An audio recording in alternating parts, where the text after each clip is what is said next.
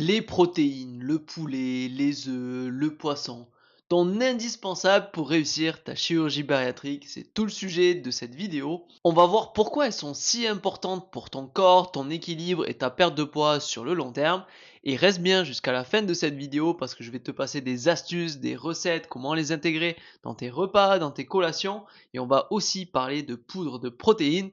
Donc voilà, après cette vidéo, les protéines n'auront plus de secret pour toi. Donc avant de commencer cette vidéo, si tu me connais pas encore, moi c'est Hugo, je suis diététicien et enseignant en activité physique adaptée et j'accompagne au quotidien les femmes à réussir cette opération sleeve bypass sur le long terme avec la mise en place d'habitudes autant sur le plan sportif, diététique mais aussi psychologique pour que ce soit ancré, adapté à toi et que tu ne reprennes jamais de poids et que tu sortes définitivement de l'obésité. Voilà notre enjeu. Sans plus tarder, on commence cette vidéo. Donc l'importance des protéines, quel est leur rôle? Eh bien le premier, comme tu le sais, après l'opération, le but n'est pas de perdre du poids, mais du gras. Donc qu'est-ce que ça veut dire ça? Ça veut dire que le but va être de diminuer la masse grasse et de maintenir, voire pourquoi pas augmenter même la masse musculaire après une opération. Et vu que tes muscles sont constitués de protéines, eh ben, il va être crucial d'avoir un apport suffisant en protéines. Et donc là, il y a des recommandations. Donc les recommandations après une opération est de 60 grammes de protéines par jour. J'y reviendrai juste après. Mais aussi, ce qui est important, c'est la stimulation musculaire de par l'exercice physique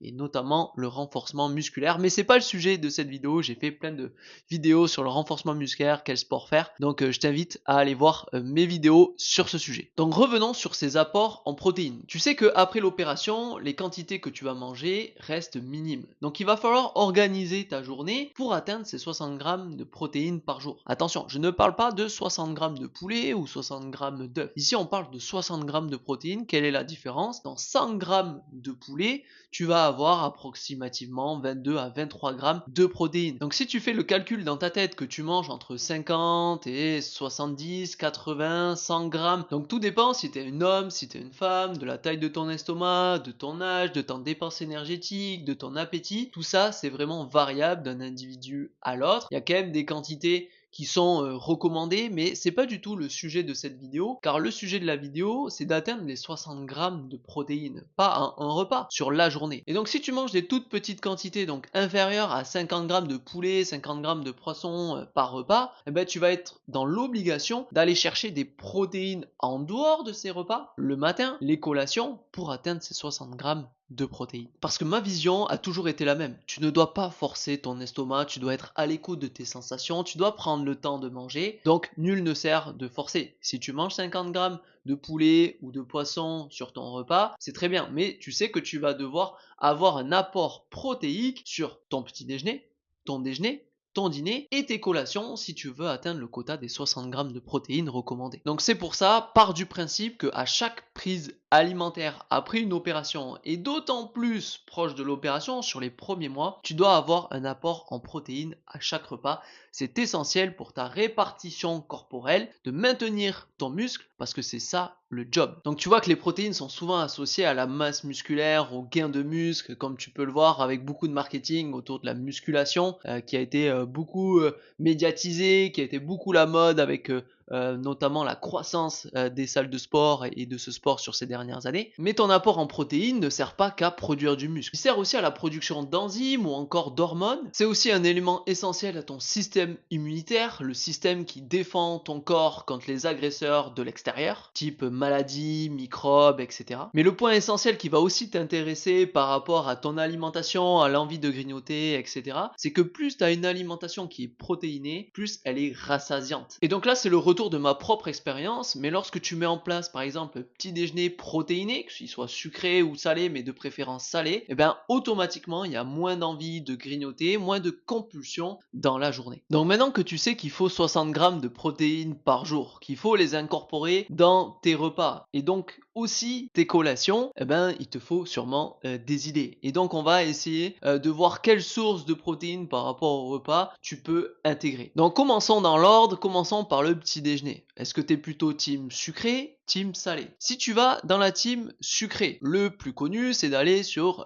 les produits laitiers. Donc n'hésite pas à utiliser les petits Suisses qui, je te le rappelle, sont autant protéinés que le skyr mais qui sont 10 fois moins chers. Donc voilà, tu viens de gagner quelques centimes, voire même quelques euros, rien que grâce à cette astuce. Et ces deux produits vraiment semblables au niveau de la composition, donc autant utiliser les petits Suisses. Tu as aussi dans la catégorie produits laitiers, bien évidemment, le fromage blanc, les yaourts ou le fromage qui là peut plutôt s'apparenter à du salé. Mais restons sur le sucré, tu peux aussi avoir des préparations qui sont protéinées et notamment à base d'œufs. Et donc là, on peut parler de gaufres, de pancakes, de banana bread, de muffins. Bref, il y a tellement de variantes que choisis celle que tu veux et ensuite tu viens mettre ce que tu veux dessus. Ça peut être du miel, des fruits, de la compote, mais ça peut être aussi des pépites de chocolat, ça peut être aussi du beurre de cacahuète, de la pâte à tartiner de temps en temps. C'est important que tu prennes du plaisir avec ton petit déjeuner et donc la pâte à tartiner ou un peu de beurre de cacahuète n'a jamais tué personne. Ce qui compte, je te le rappelle, c'est tes apports sur la journée. Ensuite, tu vas avoir plutôt la team salée où là, tu peux avoir les œufs sous toutes ces formes, à la coque, brouillés, au plat,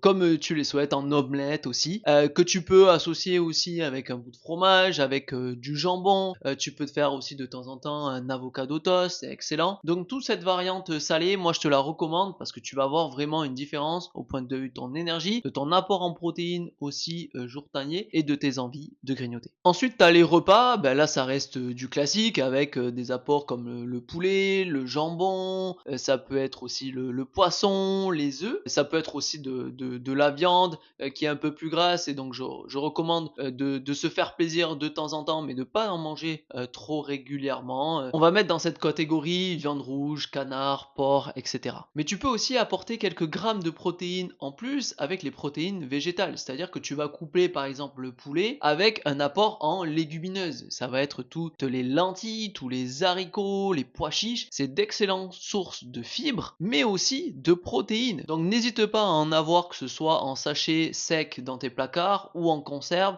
ou même congelé. C'est une excellente source, donc utilise-la. Et donc tu le sais bien, et notamment au début de l'opération, c'est pas possible de couvrir tes besoins énergétiques journaliers, mais aussi tes apports en protéines, tes 60 grammes de protéines par jour avec ces 3 repas. Donc tu vas être obligé d'aller chercher plus de protéines avec tes collations le matin et l'après-midi ou l'après-midi et le soir. Ça, c'est toi qui vois suivant ton organisation. Et donc, qu'est-ce que tu peux manger à ce moment-là? Un petit peu comme les petits déjeuners avec des gaufres, des pancakes, des banana bread. Tu peux aussi te faire une tartine avec du fromage et du jambon.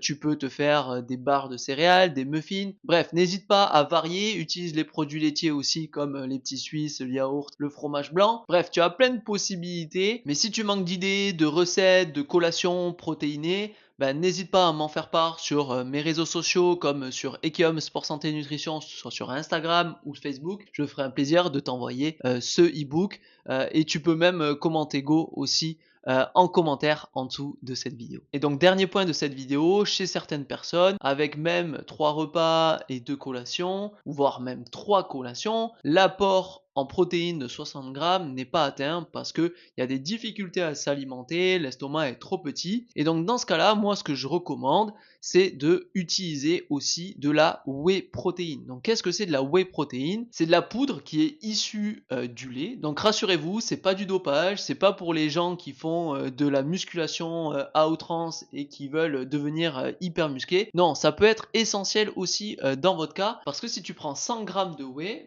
tout dépend des marques, mais tu vas retrouver 80, 85, 90 grammes de protéines. Donc c'est vraiment riche et pour une petite quantité, tu vas vite te retrouver avec 10 grammes de protéines. Et donc cette poudre, tu peux la boire comme beaucoup le recommandent, mais moi je te recommande surtout de l'intégrer à tes préparations, dans tes collations, avec par exemple ton yaourt, avec ton fromage blanc, tes petits Suisses, mais aussi carrément, ça c'est la meilleure astuce, c'est de l'incorporer dans tes préparations comme des gâteaux au yaourt, comme ton banana bread, comme tes gaufres, tes pancakes, c'est excellent. Tu peux même aussi te faire des smoothies, ce qui va faire que ça va être une collation, un petit déjeuner hyper protéiné, mais tu vas pas avoir juste des protéines et en plus ça va aussi cacher un petit peu ce goût chimique, il faut pas se le cacher. Alors il y a des marques qui sont meilleures que d'autres. D'ailleurs, je vais te recommander NutriPure qui est une marque française et qui est d'une qualité excellente, mais il y a quand même cet arrière-goût un petit peu chimique et donc pourquoi pas le cacher, l'incorporer à des préparations. En tout cas, moi c'est ce que je fais